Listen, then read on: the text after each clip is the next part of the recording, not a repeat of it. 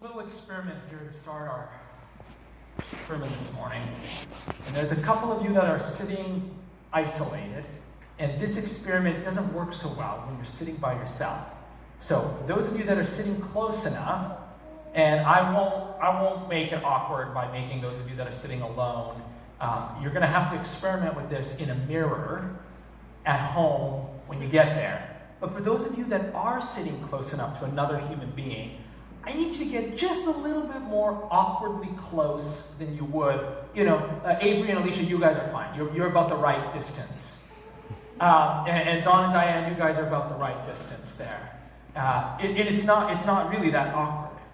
But there is this phrase that shows up in Scripture occasionally, as though God is speaking to humans. And the English translators don't really know what to do with it because we don't have an English idiom to capture it.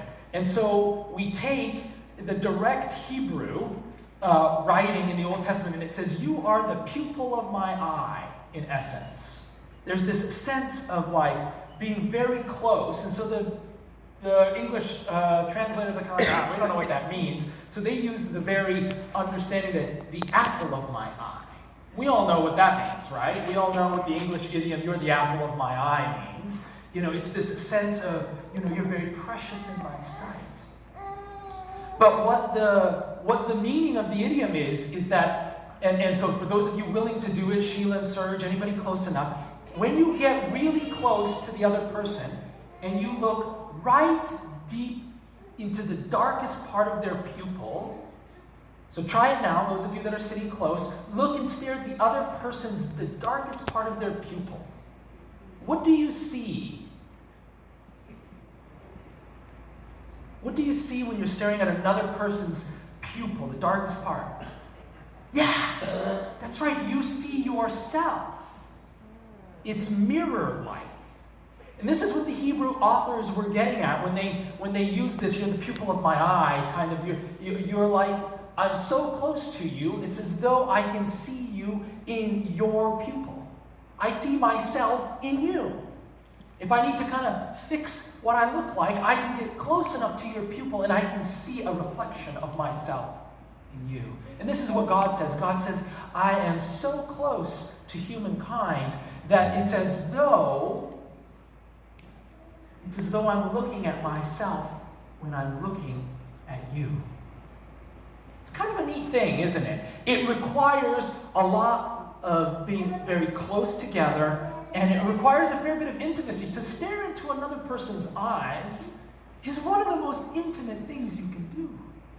In fact, even here, sometimes I make eye contact with you from a sermon, kind of this sort of a thing, and it's like, whoa, it's a little bit awkward, even from this great distance, to make eye contact with somebody. We understand eye contact is this really profound communication piece. And so this is what God is saying. God is saying, I'm right down on your level. I'm so close to you. I can see my own reflection in your eyes. So why this little experiment at the start of a sermon entitled Up Close and Personal? Up close and personal. Well, let's review, and then we'll get to the main point, and I promise the review is going to be quick. So, Sheila, if you can take us to the next slide. They're not there?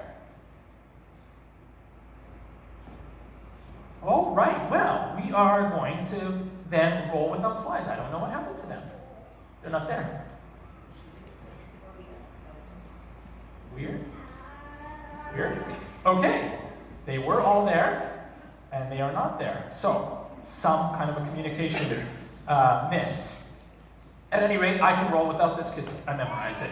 You're going to struggle a little bit more because you won't have the visual cues for some of what I wanted to get to. No worries, we're going to do this. This is what communicators do. All right, so where have we been in the course of this sermon series? We've gone through 3 parts, and I'm going to talk about those 3 parts. So the first one was this idea that God was captured in temples, that God was far away, that you had to make a journey to get there, and that heaven was far away and earth was here, and the two never met, except for in temple situations. And we said that God is not far away, that in fact God is with Where? People. I know. She's just going to be a distraction today. No slides. Better to stare at a beautiful baby. I get it. And so the first sermon was this idea that God was somehow in a place, in a specific place. And we said, no, God is everywhere. And then we went to this idea of titles, roles, and positions. That we need priests and shamans and imams and rabbis and various go-betweens because God is unapproachable. We don't know how to access God, and we need special people in high places to tell us how we access God. And we said in the New Testament and in the ways of Jesus, that is sort of taken away, and we are not thinking about those specific roles. In fact, access to God is democratized. That was the language we used. God is accessible everywhere, through everyone. So, God is not just in the temple, God is everywhere. God is not just with special people with special titles, God is with everyone. And then last week we started to focus on rituals and food and doing things on the right days with the right specific techniques. And we said, no, it appears as though God and access to God is not just in the temple with special people with special rituals and tools, but that God is everywhere, particularly with all people, and at the most common place, the table, with bread and wine, the most common food and drink.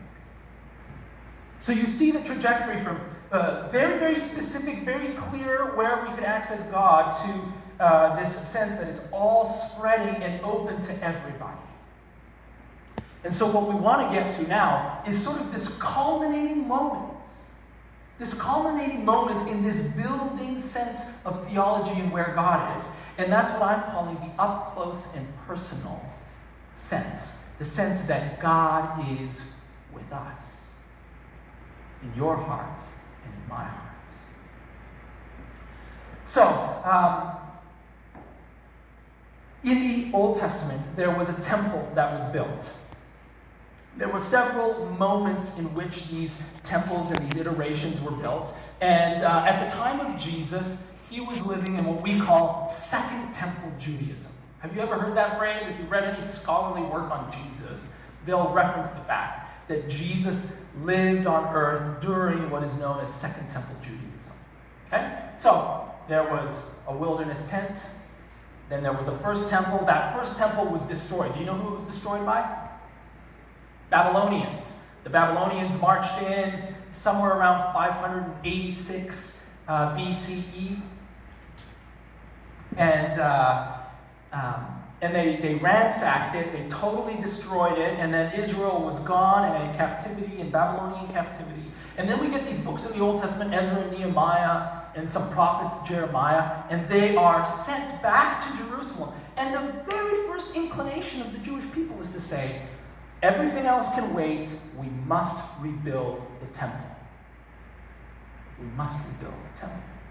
And so they get permission from the Babylonians because they're kind of, they sort of belong to them at this point. And actually, by the time it actually starts, it's the Persians who are in charge. And they start rebuilding this temple. And it takes years, decades to rebuild this temple, okay? And the hope is that if they rebuild the temple, guess who's going to show up? God's going to show up. God's going to be in the temple. So they try to rebuild this temple in order for God to be there. And the scholars tell us there's this sense that the Shekinah glory never does show up again. There's this sense that Israel never gets their act together well enough for God's presence to be in the temple. And so Jesus arrives on the scene some 400 years after this second temple was rebuilt, and it goes through several moments of invasion where things are kind of desecrated and then reconstituted. At any rate, Jesus arrives. And some of you are going to have to just remember this in your minds because the texts are not going to be up there right now. But do you remember when Jesus encounters the religious elite of the day? And Jesus is talking about the temple, and Jesus is referencing the temple, and he says, listen, destroy this temple, and in 3 days, I'll raise it up again. Do you guys remember that moment in Jesus' ministry where he's dealing and the Jews are asking all kinds of questions about where God is, and Jesus kind of pushes back and says, listen, if you destroy this temple, and in their mind, they're picturing the Solomonic temple. They're picturing this grandiose architectural thing, and Jesus says, listen, if you destroy that, I can build it up again in 3 days. And that's what they thought he was saying. And they're like, wait a minute, Jesus, are you out of your mind? This took 46 years to build. How are you going to rebuild it in 3 days? Jesus says, I'm not the editors kind of edit. There's this interesting little moment there in John's writing where they basically say, yeah, the religious leaders didn't get it. What Jesus was referencing was the temple of his own body, right? Which is the resurrection. He's going to die, and in 3 days it's going to rise up again. And so he was referencing his own body, his own life, as the temple of God. Which brought us to today's passage, where Paul reminds all the early Christians that their body is the temple.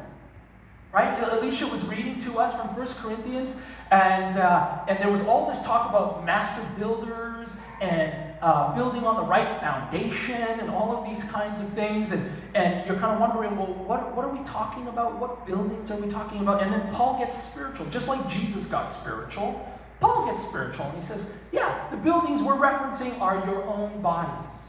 Don't you know that your very own body is the temple of God? Don't you know that your very own body is the temple of God? And so the whole sermon series is taking us from temple to table. It's taking us from the religious elite to the common folk. It's this sense that people can have power over us by controlling access to God, versus the table and the democratization and the access to God as everywhere. And of course now, the pinnacle of that kind of thinking is not just do you not have to go to a temple to a special person with special rituals, but the only place you have to go to encounter God is inside of you. God rests inside of you. And this is made the most illustrious by the very amazing representation of God descending in fire upon all of the people. How many of you have heard of the day of Pentecost? The day of Pentecost, we celebrate that. What is Pentecost? 50 days after Passover, right? Is this celebration of in the Christian calendar of the giving of God's Spirit to all people, right? So Jesus dies and is resurrected, spends 40 days with the disciples, in these post-resurrection appearances, then ascends up to heaven. This is how the story goes. Ascends up to heaven, and then there's this period of a few more days where they're praying and wondering if they're going to have the same fate as Jesus, if they're going to be crucified. When all of a sudden, in the book of Acts, chapter 2, there's this whole gathering of people, and Peter is preaching. And during Peter's sermon, and during this preaching, it says that there's thousands of people gathered, that things like fire descend from heaven. So you've just got to use your biblical imagination. You've got to allow the story to come alive in your heart. And there's this sense that fire comes, and it's like these tongues, and it sort of just rests on people. And it's this manifestation of the fact that it doesn't matter what walk of life you're from, where you come from, now God is willing to rest on all people. So juxtapose that with the idea that in the temple, in the most holy of holies, so it wasn't just the temple. There was the temple, and there was the place where everybody could go, the courtyard. And then there was the holy place where the priests could go in daily, and daily they did various rituals there. And then there was the most holy place, which was only entered once a year on Yom Kippur, on the Day of Atonement. And in that space was a place where God dwelled, and the Shekinah glory was there. And the Shekinah glory was this big, major manifestation of light and power and whatever it was. We don't really know. They don't know how to describe it. Words can't access it. But fire is like the most basic level in which we can maybe appreciate what's happening there. So there's all these rituals, all these special people, all these ways to access that Shekinah glory. But on the day of Pentecost, God turns the whole thing over. Jesus, in the way of Christianity, turns that whole thing over, and the fire from God rests on everybody. Rests on every single person there. This is the complete reversal of temple thinking. Now God is with everyone, everywhere. So we've been asking all along, where is God? Right? That was the very first question I asked in the very first sermon. I said, where's God? And then I created this whole thing about religious mindsets. And I said, well, for many, many religions in many, many places, God was in a special place. And most religions have a temple of some kind. And that's where the holy things happen. And they're over there. And we said, and with these holy places, there are holy people and holy rituals and holy tools. And all of those things give us access to God. And Jesus comes, and Jesus says, no. We have to understand the arrival of Jesus is a bit of a confrontation with the religious mindset. It's a confrontation with temple thinking. It's a confrontation with the system that does not allow everybody to have access to God. And so Jesus very clearly articulates this belief that we all have access to God. Now, at the temple, when we encounter God, what did we often go there to feel and to experience? Relief from inner turmoil, relief from guilt. We go there to feel peace, to feel calm, to feel as though God is with us. And I don't know about you and your inner life, but do you go into your mind to feel relief from guilt? Frequently, that's where guilt lives, right? This sense of like missing the mark and not feeling totally connected, etc. Most of the time, we don't want to go internally. We don't want to go there. We want to keep those things external. Who can take those things away from us? So as much as this whole transition from God being in a temple to God being in our hearts is good news, I really believe that's good news, we have to understand what that means. What does it mean for God actually wanting to live in your heart? What does that mean for you to be the repository of divine grace and the divine presence? We sang it in our hymn. I don't know how many of you caught that lyric. Did you catch that lyric? Yeah. It's in Breathe on Me, Breath of God, Voices United 382. Did you catch that lyric? We sing these things. This is why I preach this stuff, because it's all there. It's like, this is classic Christian teaching. We just forget about it. We don't totally grasp it. Breathe on me, breath of God, till I am wholly thine, until this earthly part of me glows with thy fire divine. We sing it just rattles off our tongue, and we don't think about it. We don't think about what we're singing. We don't think about what this means.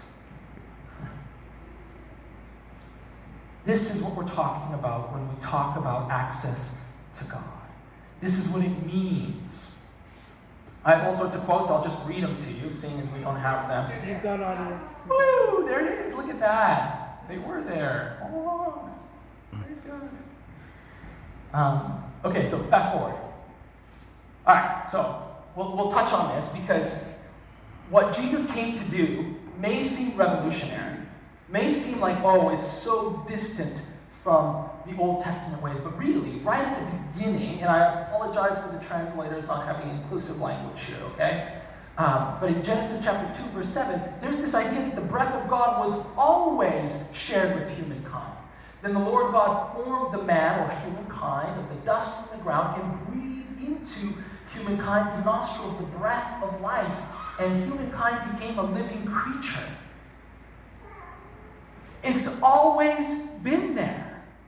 This idea that the breath, that the fire was going to descend on everybody at all places, that God was going to dwell with God's very own breath in the lives and lungs and minds of people was always there, and we lost it in religious thinking. Next slide. So, this is the passage I was referring to, and we'll just do it for 10 seconds, just so you can see that it was there. So the Jews said to him, this is in the Gospel of John, "What sign do you show us for doing these things?" So Jesus was sort of, it was beginning to become evident that Jesus was taking on the mantle of the Son of God. And they're like, well, hang on, how? And Jesus answered, "Destroy this temple, and in 3 days I will raise it up." Next slide. Then the Jews said, "It's taken 46 years to build this temple, and will you raise it up in 3 days?" But he was speaking about the temple of his body. Next slide. So here's N.T. Wright. You know who N.T. Wright is? Famous Anglican scholar and prolific author and writer, and perhaps the most influential theologian of the last 30 years. Writes in his book, Simply Christian, "Those in whom the Spirit comes to live are God's new temple. They are individually and corporately places where heaven and earth meets." Next slide. You guys know who that is? Dietrich Bonhoeffer. Very famous German theologian, circa the Second World War there in the 1930s and 1940s. Writing says, "The temple of God is the holy people in Jesus Christ. The body of Christ is the living temple of God and of the new humanity." Last slide. Next slide.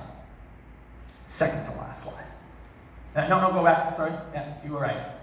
This is a Zimbabwean thinker, author. So in a couple of my congregations, I've had large portions of the African diaspora in the congregations. And in one particular congregation, I had quite a collection of Zimbabweans. And they said, "Pastor, have you read any of our great thinkers?" And I said, "No, sorry, actually I haven't, and I apologize." And I said, "Who should I read?" And they handed me a book by this guy, and I don't want to try to pronounce the name, okay? Because I don't want to make a mess of it. But that's Shona, or I'm not even going to try. But I was reading this amazing quote. This amazing quote. "You are the greatest temple in the universe. God dwells within you." God dwells. So, what do we do with this? What do we do with the fact that when we're looking for God, we're to look inwards? How do we come to grips with it? Richard Rohr, you know who he is, right? Says the following. He says, the kicker, classic Richard Rohr, the kicker being that if the temple is within, the only sacrifice that remains is your false sense of identity with your true sense as a child of God. Jesus models this in his own life. So what lessons can we draw from the system as it existed and its application to our hearts today? Rohr goes on to say, we meet God at the temple. That means you now meet him internally. Sorry again about the non-inclusive language. That means you now meet him internally through the awareness of his presence everywhere, but especially in the hearts and minds of people. The temple is where we found relief from inner turmoil of guilt. And sacrifice happened at the temple. Now it happens internally. You are the act of worship, as Paul writes in Romans 12. When God is seen as outside of the system, when God is seen as outside, that sense of temple thinking will remain. However, when God moves inside, and you are the temple, then we no longer need that sacrifice to feel forgiveness. So Jesus came to challenge the mere external ritualism, which issues in hypocrisy when it bears no resemblance to inner motivations and does not change the heart.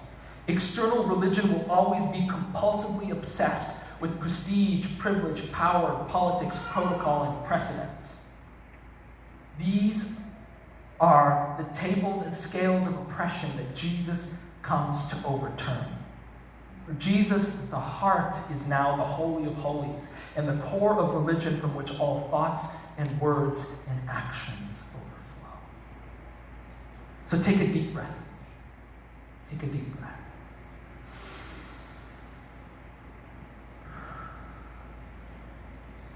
and say with me, the breath of God is within me. The breath of God is within me. Say with me, God dwells inside of me. God dwells inside of me. From the beginning, God intended your lungs, your body, and your mind to be the special repository of God's presence.